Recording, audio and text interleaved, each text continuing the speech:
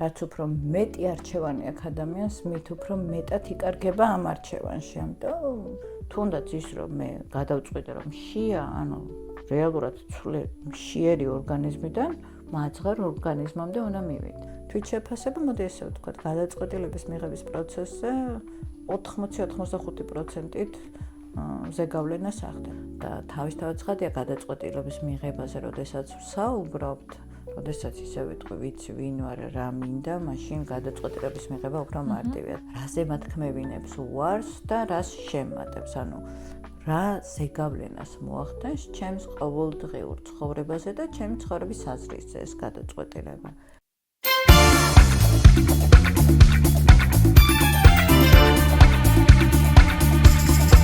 დღევანდელი ჩვენი სასაუბრო თემა არის გადაწყვეტილებები და ზოგადად რატომ გვჭირს გადაწყვეტილების მიღება. გამარჯობა ნინი. გამარჯობა. თვით შესავალს არ გავაკეთებ, მაგრამ მოდი შენ მოუწოდე აუდიტორიას, რა აუცილებლად. რა უნდა გააკეთო?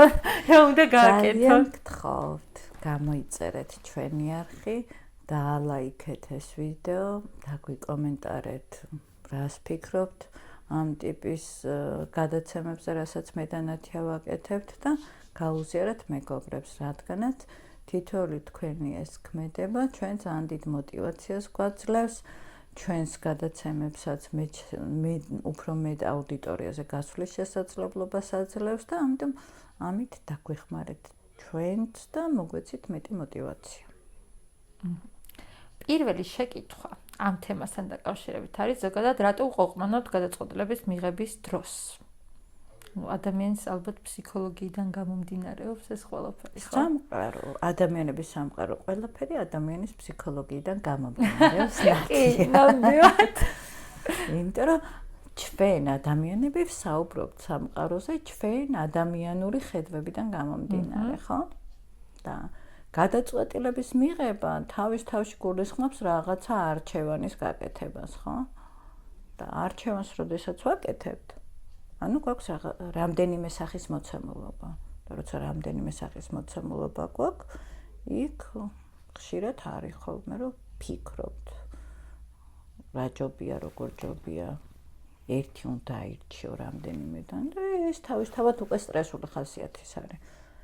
თან ახლა ვინც ბიზნესში მუშაობს, იმან ძალიან კარგად იცის, რომ რაც უფრო მეტი არჩევანი აქვს ადამიანს, მით უფრო მეტად იკარგება ამ არჩევანში. ამიტომ ხშირად ბევრი კვლევა აჩვენებს, რომ თუ ჩვენ გვინდა რომ ადამიანმა სწრაფად მიიღოს გადაწყვეტილება, სამ არჩევანზე მეტი არ უნდა დაუტოვოთ. აი, მარტივი მაგალითი რო ავიღოთ, როცა ძალიან გშია. და ავიცი, გინდა რესტორანში მიხვედი, გინდა სახლში მიხვედი და ბევრი არჩევანი გაქვს საჭმელის. ყველა საჭმელეს შენთვის მისაღები არის მოსაწონიანი, მოგწონს. და არ იცი რომელი არჩიო. საიდან დაიწყო? ყველაფერი ცოტა. ხო, მაგრამ პირველი რომლიდან უნდა დაიწყო, ესეც პრობლემა არის ხოლმე, ხო? ეს ძალიან ადამიანური არის, როდესაც ჩვენ გადაწყვეტილების მიღება თან არ არის ესეთი თუ ეს არ არის სპონტანური, ხო? იმიტომ რომ სპონტანური გადაწყვეტილებები ხშირად არ არის ხოლმე რეალობასთან ადეკვატური და ამიტომ ძალიან საფრთხილო არის. და გადაწყვეტილების მიღება როდის დგება, როდესაც რაღაცის ცვლილებას ვიწყებთ.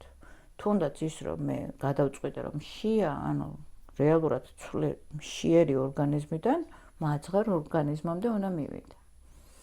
ამიტომ აი ამ რაღაცას ვემშვიდობებით, რაღაცას ვესალმებით. ეს უკვე ძალიან მნიშვნელოვანი რაღაცა არის. არსებობს გადაწყვეტილების მიღების დროს შიშებზე რო საუბრობთ. ხო, შემდეგ კითხვა ეგ მქონდა. ნუ შიში თავისთავად ახლავს, როცა ერთი მაქვს შესარჩევი. აქ ხშირად არის ხოლმე რამდენიმე ტიპის შიშზე შეიძლება ვისაუბროთ. ერთი არის მეშინია, რამდენად სწორ გადაწყვეტილებას მივიღებ, ანუ საკუთარ თავს არ ვენდობი და ეს შიში მაქედან არის. მეორე არის შეიძლება მეშინია ხალხი რას იტყვის ამ ჩემს გადაწყვეტილებაზე, ხშირად ეს შიშიც ძალიან მოქმედებს ხოლმე. აქ მე როდესაც შიშებზე ვსაუბრობ, არ არის აუცილებლად რომ ყველა შიში ერთად მუშაობდეს. და მესამე შიში რაც შეიძლება იყოს ხელის შემშლელი შიშებზე ვსაუბრობ ახლა არის ის რომ არ მაქვს მკაფიოდ შემდგომი სურათი დანახული რომ რას მოიტანს ეს გადაწყვეტილება გრძელვადიან პერსპექტივაში და აი ესეც იწვევს გარკვეულ ფოთვას, შიშს, დაძაბულობას და ასე შემდეგ. მესამე მაქვს ესეთი კითხვა. რა როლი აქვს არჩევანის გაკეთების პროცესში თვითშეფასებას? პირდაპირ. ეგ მივხვდი უკვე, მაგრამ მაინც დაგისვიკეთ. ანუ პირველი არჩევანის გაკეთების დროს მე თუ მკაფიოდ ვიცი რა მინდა, რა მჭირდება და ამისათვის რა ნაბიჯები უნდა გადავდგა, ანუ ადეკვატური თვითშეფასება მაქვს. პოზიტიური თვითშეფასება მაქვს, ჩემი შიში ბევრად უფრო ნაკლებია. ანუ შეიძლება არ გაქრეს ეს დაძაბულობა იყოს, იმიტომ რომ ყველაფერი ახალი სტრესული ხასიათის არის, მაგრამ გადაწყვეტილების მიღების პროცესზე ნეგატიური ზემოქმედება არ იქონიოს. მე თუ თვითშეფასება მაღალი მაქვს, სხვებს არ ვედრები.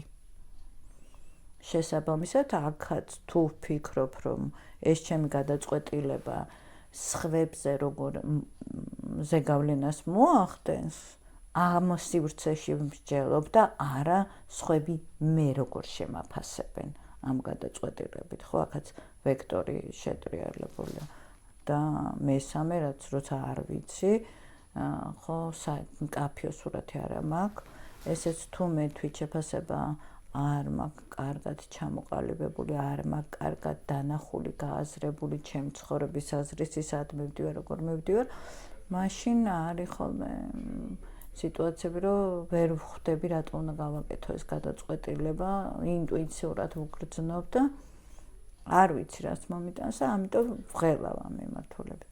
თვითშეფასება, მოდი ესე ვთქვათ, გადაწყვეტილების მიღების პროცესზე 80-85%-ით ზეგავლენას ახდენს, იმიტომ რომ ეს არ არის მარტო თვითშეფასებაზე, მაგრამ თუ კი თვითშეფასება ადეკვატური არის, ადამიანი ბევრად უფრო ადაპტურია გარემოს და შესაბამისად ეს აისახება მის გადაწყვეტილებებშიც.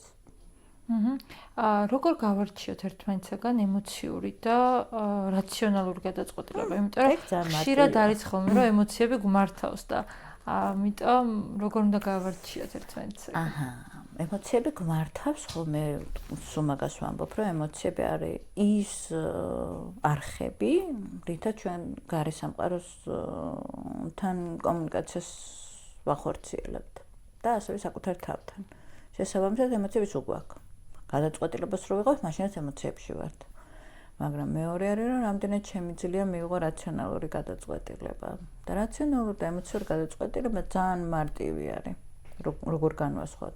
რაციონალური გადაწყვეტილება არის ლოგიკურ, არგუმენტირებულ ფაქტორებზე დაკავშირებული მიზეზ-შედეგობრიობა მკაფიოდ ჩანს. ემოციური გადაწყვეტილება არის შეგრძნებებზე, ემოციებზე და ესეთ არაობიექტურ ფაქტორებზე დამოკიდებული სპონტანური შეენება იყოს, რომ დღეს ცუდ ხასიათზე ვარ და დიონები არა. ხვალ კარგ ხასიათზე ვიქნები, შეიძლება ვინან, რატო გითხარი არა. ხო, აი მარტივი ფორმულა ეს არის. როდესაც მნიშვნელოვან გადაწყვეტილებებს ვიღებთ, მნიშვნელოვანი არის ძალიან აუცილებელი არის, რომ როგორი ემოციებიც არ უნდა იყოს, აი ეს ტვინი მიზეზ-შედეგობრივი კავშირებით მუშაობს. შესაბამისად, თუ ჩვენ გვინდა რომ გადაწყვეტილება მივიღოთ ეფექტური, ამ შემთხვევაში მნიშვნელოვანი არის აი ეს მიზეზ-შედეგობრივი კავშირების ობიექტური ფაქტორები გავიაზროთ, ლოგიკური ესე ვთქვათ, გამოსავლები დავინახოთ და ისე მივიღოთ გადაწყვეტილება და არა შეგრძნებების და იმების ემოციების და განცდების სახით, იმიტომ რომ ემოცია, განცდა, შეგრძნება ეფემერული სამყარო არის. იქ ესეთი კონკრეტიკა არ არის და ეს ძალიან დიდ ზეგავლენას ახდენს ხოლმე მნიშვნელოვან გადაწყვეტილებებზე. ნეგატიურს მათ შორის. და ბოლოს არ შემიძლია ამ თემასთან დაკავშირებით არ ვახსენოთ ჩვენი პროგრამა, თვითრეფლექსიის პროგრამა. ხო, თვითრეფლექსიის პროგრამა როგორ ეხმარება გადაწყვეტილების მიღების პროცესში ადამიანს და ანუ რა ღირებულებებს უყალიბებს თუნდაც ადამიანებს ეს პროგრამა? მე ძალიან მიყვარს და ძალიან ამაყი ვარ ამ პროგრამით. შევეცადე ამ პროგრამის აგებისას, რომ მაქსიმალურად მორგებული ყოფილიყო ყველა ადამიანის მოთხოვნაზე. თვითრეფლექსიის პროგრამა თვითრეფლექსიის უნარის განვითარებაზე არის ორიენტირებული, რა თქმა უნდა. არის უამრავი ტექნიკები და ტაქტიკები, რომელიც საკუთარი თავის გააზრების, საკუთარი მიწრაფებების, საკუთარი სამყაროს ხედვის გააზრების შესაძლებლობას აძლევს ადამიანს, იმიტომ რომ სხვადასხვა ინსტრუმენტები არის ამ პროგრამაში, ესე ვთქვათ, ჩაშენებული და ეს ინსტრუმენტები სწორედ აი ამ მიმართულებით ადამიანის შინაგანი სამყაროს კვლევაში ეხმარება ადამიანს. და თავისთავად ცხადია გადაწყვეტილების მიღებაზე, როდესაც ვსაუბრობთ, როდესაც ისე ვიტყვი, ვიცი ვინ ვარ, რა მინდა, მაშინ გადაწყვეტილების მიღება უფრო მარტივია. თუმცა ამ პროგრამაში მათ შორის ძალიან ბევრი საინტერესო ინსტრუმენტი არის, რომელიც გადაწყვეტილების მიღებაში ეხმარება ადამიანს, მაგალითად, როგორ დავალაგოთ პრიორიტეტები. ხო, გადაწყვეტილების მიღების დროს ბევრი ფაქტორი არის გასათვალისწინებელი. ერთი მიზეზ-შედეგობრივობა და საბოლოო ჯამში ეს ჩემი გადაწყვეტილება რაზე მათქმევინებს უარს და რას შემატებს. ანუ რა ზეგავლენას მოახდენს ჩემს ყოველდღიურ ცხოვრებაზე და ჩემი ცხოვრების აზრისზე ეს გადაწყვეტილება. მეორე არის მნიშვნელოვანი არის, შეიძლება რაღაც ამოცანები იყოს გადასაწყვეტი, მაგრამ რამდენად დროულია ეს ამოცანა ამ გადაწყვეტილების მიღება. ამ მიმართულებითაც ძალიან ბევრი საინტერესო ინსტრუმენტი არის იქ მოცემული, ეს იქნება რაღაცა ეიზენჰაუერის მატრიცას ეძახიან, ამას ძალიან კარგი ტექნიკა არის, დეკარტეს კოორდინატები, რომელიც ასევე ძალიან კარგი ინსტრუმენტი არის და ეს ორი ინსტრუმენტი საკმარისია, ორი კი არა, ერთიც კი საკმარისია იმისთვის, რომ რეალურად მოხდეს გადაწყვეტილების გააზრება. იმიტომ რომ ხშირად ჩვენ პატარა პრიზმიდან ვუყურებთ ხოლმე კრიტიკული აზროვნება სულ არ აქვს ჩართული და გადაწყვეტილების სერიოზული მნიშვნელოვანი გადაწყვეტილების მიღების დროს მნიშვნელოვანი არის რომ ჩვენი ჩვეული სამყაროდან ამოვხდეთ ხო აი ეს ყუთის გარეთ ფიქრით სწორედ ეგ არის რომ ჩემი მატრიციდან ამოვხდეთ და ზემოდან გადავხედე რომ საბოლოო ჯამში ეს გადაწყვეტილება რაზე გავლენას მოახდენს ჩვენს ცხოვრებაზე. აი მე მაგალითად ძალიან ბედნიერი ვარ რომ რამდენიმე წლის წინ მივიღე გადაწყვეტილება რომ შენთან დამეწყო თანამშრომლობა, იმიტომ რომ ამას ძალიან ბევრი ვიფიქრე და ჩვენც რო ვსაუბრობდით, ერთი თვე გქონდა მოლაპარაკებები. ხო, მე და შენ როგორ შევთამაშდებოდით, როგორ ვუყურებდით რაღაცა ერთობლივ საქმიანობას და აი ამ ფიქრმა, ამ გაანალიზებამ, მათ შორის ჩვენი დიალოგიც ძალიან ქმედითი გახადა ამ დიალოგის საფუძველზე სწორი მოლოდინების ჩამოყალიბება ხდება, იმიტომ რომ თუ არ მოხდა გადაწყვეტილების რეალურად მრავალმხრივი გააზრება, შეიძლება არასწორი მოლოდინი ჩამოგვიყალიბდეს და ეს მოლოდინი იყოს დამანგრეველი. ამიტომ გადაწყვეტილების მიღების დროს რა თქმა უნდა, შიში ყოველთვის არის და მოდის შიში არ არის, მაგრამ ესე ვთქვათ, რომ ეს არის შფოთვა, ღელვა, შფოთვაც არა, ღელვა.